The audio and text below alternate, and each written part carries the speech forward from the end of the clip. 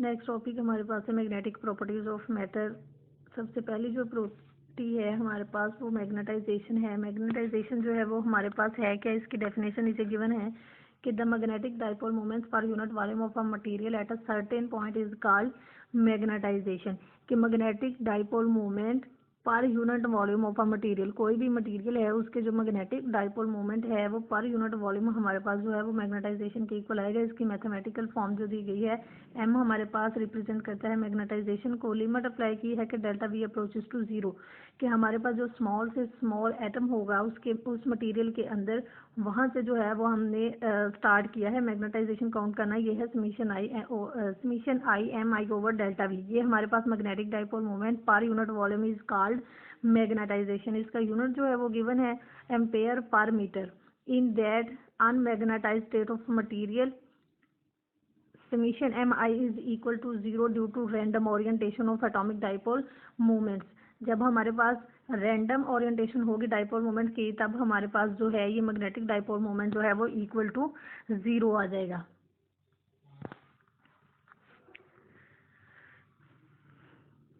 Next हमें relation दिया गया है magnetic intensity vector H and relation between H and M. ये हमारे पास मैग्नेटिक इंटेंसिटी वेक्टर है और एम हमारे पास क्या है, मैग्नेटाइजेशन। इनके दरमियान जो है वो रिलेशन दिया गया है।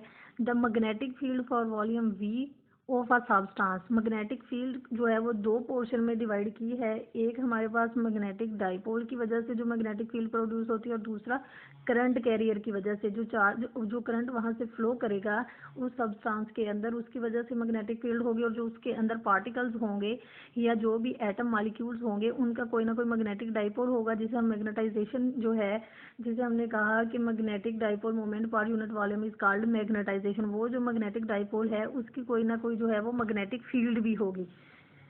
ये जो बी ऑफ करंट है ये हमारे पास mu naught over 4 pi integral V J of are prime R minus R prime over R minus R prime cube D V prime plus ये magnetic dipole mu naught M R prime minus mu naught del operator U of are.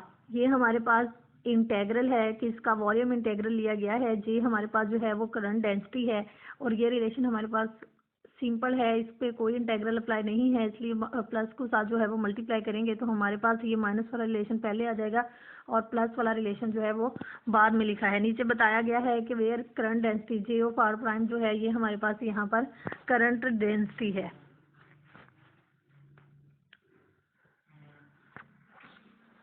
The value of B r in equation 1 can be found if j of r prime and m of r prime are specified at all points in this medium. Mostly j of r prime is specified but m of r depends on b of r। हमें कहा गया कि हम जो है b of r की value find out कर सकते हैं अगर हमारे पास डेंसिटी और मैग्नेटाइजेशन की वैल्यू जो है वो गिवन होगी। मोस्टली हमारे पास क्या होता है कि जो डेंसिटी की वैल्यू है वो स्पेसिफाइड होती है, लेकिन जो मैग्नेटाइजेशन है वो डिपेंड करती है किस पर, b of r पर। To solve this difficulty, an auxiliary magnetic vector h of r called magnetic intensity vector which is defined as। अब हमारे पास इस डिफिकल्टी को सॉल्व करने के लिए जो है वो मैग्नेटिक इंटेंसिटी वेक्टर को जो है वो डिफाइन किया है। वो किसके इक्वल है, H of R is equal to 1 over mu naught B of R minus M of are prime using equation 1 in equation 2।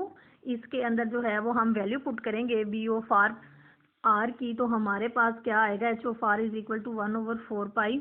Equation 1 में से हमने वैल्यू पुट की है किसकी, बी ऑफ आर की, तो हमारे पास ये रिलेशन आ गया है minus del operator U prime of R. Units of H R same as that of M R prime ampere पर मीटर।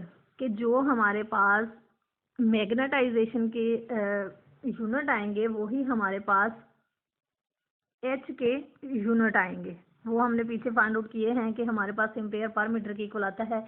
इसी तरह ये मैग्नेटिक इंटेंसिटी वेक्टर एच के यूनिट भी हमारे पास एम्पेयर पर मीटर आ जाएंगे। नेक्स्ट है फील्ड इक्वेशन। कि फील्ड इक्वेशन जो है वो हमारे पास क्या है,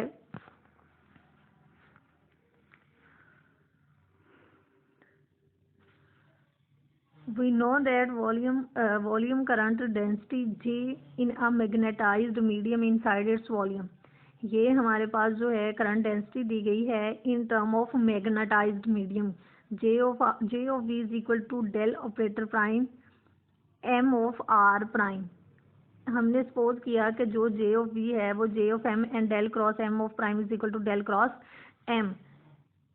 therefore J of M, magnetized material की जो करंट डेंसिटी होगी वो किसके इक्वल आ जाएगी, वो डेल क्रॉस एम के इक्वल आ जाएगी।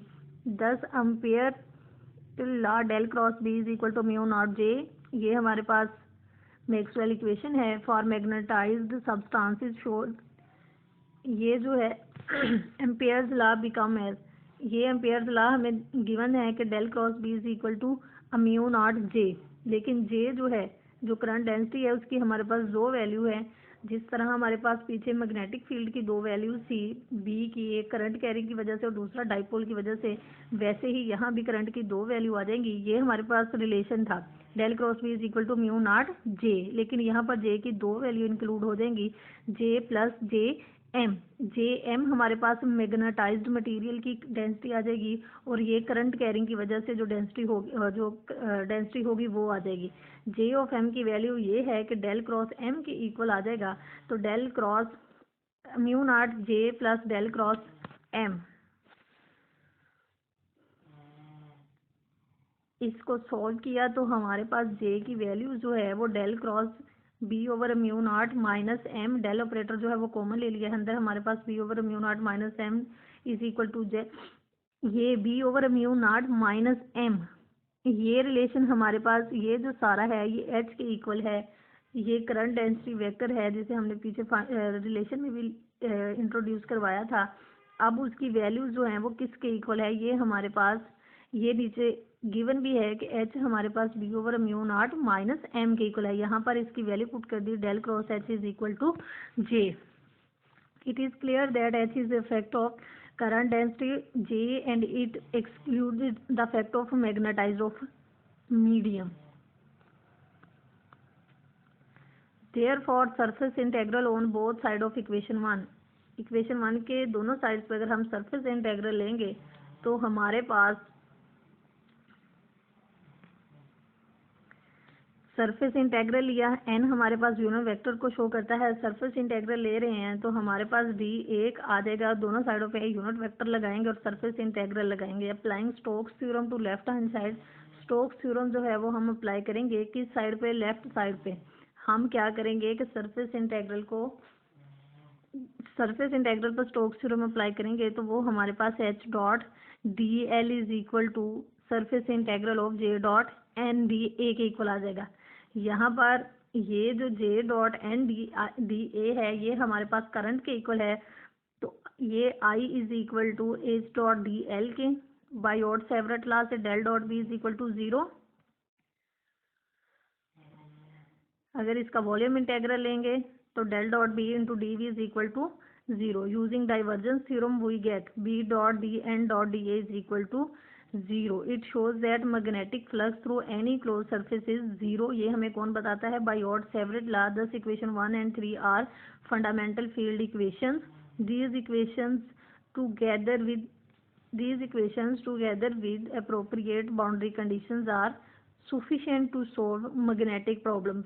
अगर हम इन इक्वेशंस के ऊपर, ये जो फंडामेंटल फील्ड इक्वेशंस हमारे पास आई हैं बायोट-सेवरेट लॉ को यूज करते हुए, इनके ऊपर बाउंड्री कंडीशंस अप्लाई कर देंगे तो हमारे पास जो मैग्नेटिक प्रॉब्लम्स होंगे उनको हम जो है वो सोल्व कर सकते हैं।